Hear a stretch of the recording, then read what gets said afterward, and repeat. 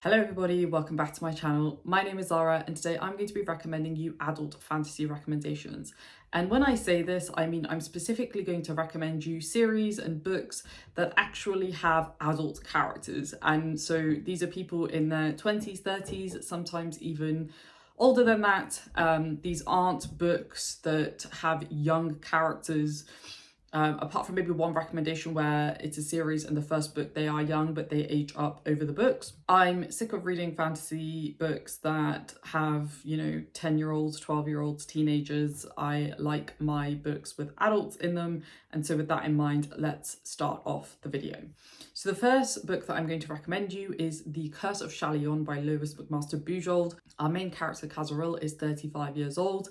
He's the sort of character that I love. He is very much a kind of disillusioned soldier and he's kind of done with life. Even though he is 35, his kind of reflections on life and the society that he's in almost age him up, because he is had a very rich life in many ways, because he's been a part of the army. So he's very, very mature as a character.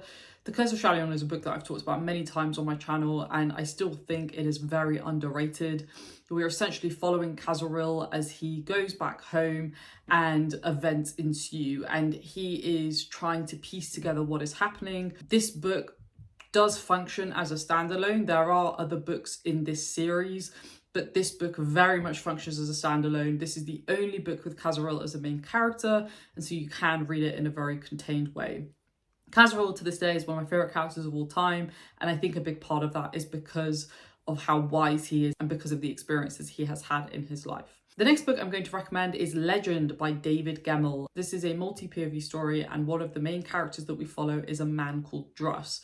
Now, I couldn't find the exact age of Druss because I don't think we really get it. But after doing a bit of research, I think he's in his 60s or maybe his 50s. But the point is that he is very much lived a very rich life. Druss is a legend. He is somebody that everybody really respects and really fears. His name instills fear in people, and people have this automatic level of respect when they hear his name. This is one of those character types that I personally really enjoy and that I think a lot of you really enjoy. And we are seeing him not as this legend, but the reality of what Druss has become after the events that have led us up until the point in this book starts. So this is another multi-POV story, but we are really centering around Druss. There is war and politics ensuing, and Druss is essentially called back to action in order to bring stability back to the empire. This is an absolutely fantastic book, and I think this is one of the greatest realised characters as it relates to this specific character type that I've read in quite a while. The next one that I'm going to recommend is a series, and this is not going to be a surprise to anybody, and that is First Law by Joe Abercrombie. This is very much a multi-POV book, and each POV, I believe, is over the age of 20. So our youngest POV is a man called Jezel, who is essentially like a knight. He's a part of the army, and he's very arrogant and thinks he's the bee's knees, and he's very good looking, and he thinks he's entitled to everything and anything. Again, another character that I personally quite like to read, even though I wanted to hit him multiple times as I was reading the series. Jezel, I believe, is in his kind of early to mid-20s when the first book starts. And I think all of our other POVs, people like Logan, I think Logan is in his 30s and 40s. Baez at this point is thousands of years old. And then we have people like West, who must also be in his 30s. So all of our characters are of the older type compared to what we typically get in fantasy. And that is also reflected in the way that they talk, in the way that they act. They're all quite mature.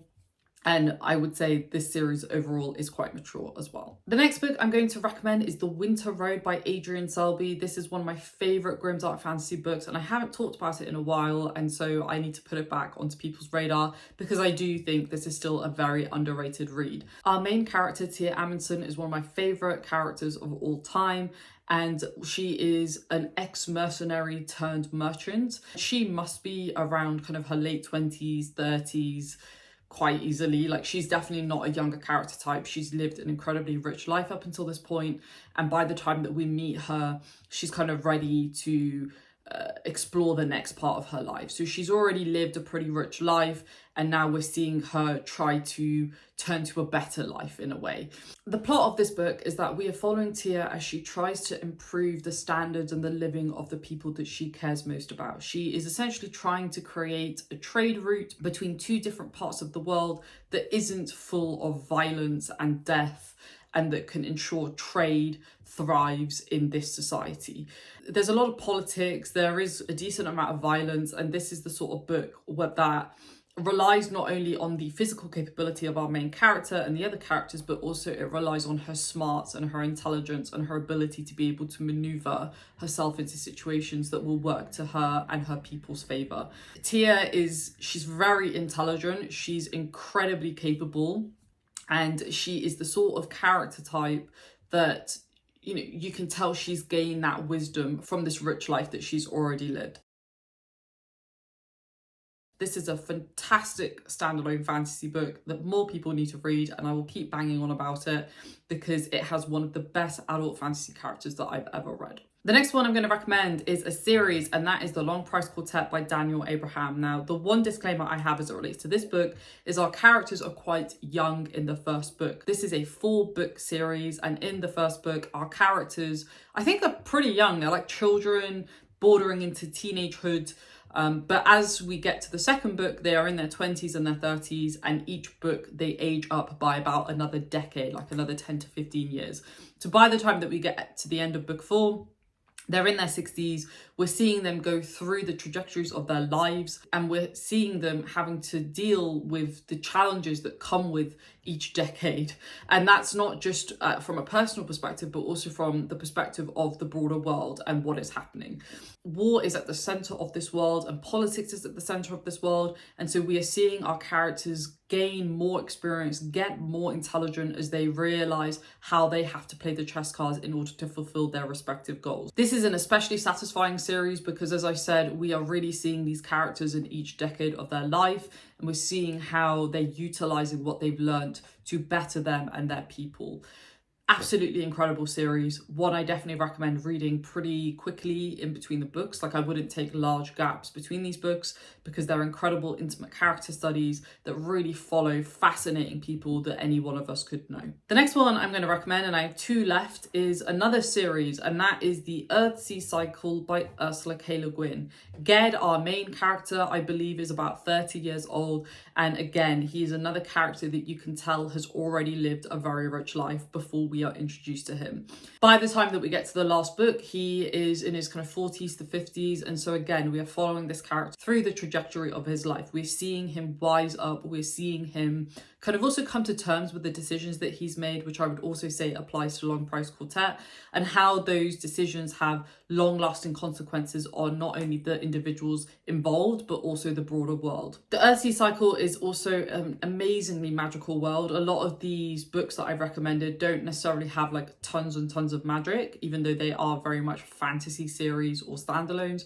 But I think in this list, this is definitely the most magical of the books that I've recommended, with an incredibly compelling magic system and also really interesting side characters. And I've always said this, and I'm sure I will continue to say this for decades to come, Ursula K. Le Guin's kind of rendition of dragons is still to this day one of, if not the best version of dragons that I've ever read. They are truly devious, they are truly intelligent, and it is super satisfying to read because that's how I've always thought of dragons, not as the kind of fluffy sidekick, you know. They're very devious. I think devious is the perfect word to describe the types of dragons that I like, and that is definitely a big feature, especially in the 3rd book of the Earthsea Cycle, which is actually my favourite. Ged is an incredibly well-written character, and it's really great to kind of see him go through his trajectory. One thing that I will mention is at the start of the 1st book, he is very much a teenager, but the portion that he is a teenager is quite small. We see him age up to when he's about 30 years old in the 1st book, and then he ages up in the subsequent books as well. Great series, needs to do a reread of it soon, but an absolutely incredible character to follow. And then last but most certainly not least, I'm going to recommend a book in an unfinished series, and that is The Adventures of Amina AlSarfi. The 1st book is out. I believe we'll be getting the 2nd book next year, which I'm very excited for. But we're following our main character, Amina, who is a woman in her 40s, you know, she's in her middle age. She's already, again, very similar to a lot of the books that I've recommended on this list, has lived a life, right? And we are seeing how certain decisions are impacting her present day. Incredibly compelling character because she is a mother, but she is also a woman who has lived a very interesting past life, and she is trying to reconcile that past life with her current life, and she has this constant urge to go back to that life because it's full of excitement and adventure, and she misses that. And this is one of those books that I think, as we get to know Amina even more and we get to hear more stories about her past and about how those past events have shaped her present day, I think we're going to just fall in love with this character even more. Because even though she is quite a bit older than me, I do find her incredibly relatable, and I find her story, based on the reviews that I've read, to be incredibly relatable to a lot of women, and also not just women. I think a lot of people can identify with the fact that as you get older and as you hit a certain age, there is an expectation that your life just kind of gets put on hold. And I think a lot of people probably don't like that and probably have desire to go and do other things that are exciting and fun and that, you know, continue to keep them engaged. And we see that through Amina's eyes, and it's really, really delightful to read. It's also quite refreshing to read because we don't really get that, especially as it relates to female characters. As it relates to the plot, just briefly, I mean, we are following Amina as she essentially is having to live with certain past decisions that she's made in her present day. I'm not going to say more beyond that. Events ensue and she has to bring her team back together to fulfill a particular goal. It is great. I can't wait for book 2. Fantastic realization of this character, and I can't wait to see where it goes next. So there we have it. Those are 6 or 7 recommendations of books or series with actual adult characters, and these are all adult fantasy series and books that I strongly recommend for all of the reasons that I've given above. Let me know down below if there are any series or standalones, whatever it may be, that you want to recommend to me or to other readers down below in the comments, because I'm always looking for more. I will do a second part of this at some point in the future because I actually have more on my list. And I'm also reading a couple of adult fantasy series with specifically adult characters in the coming months. I'll see you down in the comments, folks. If you like this video, please do give it a thumbs up. Every little helps, and I will see you in my next one. Thanks for watching. Stay safe, take care, and I will see you very soon. Bye.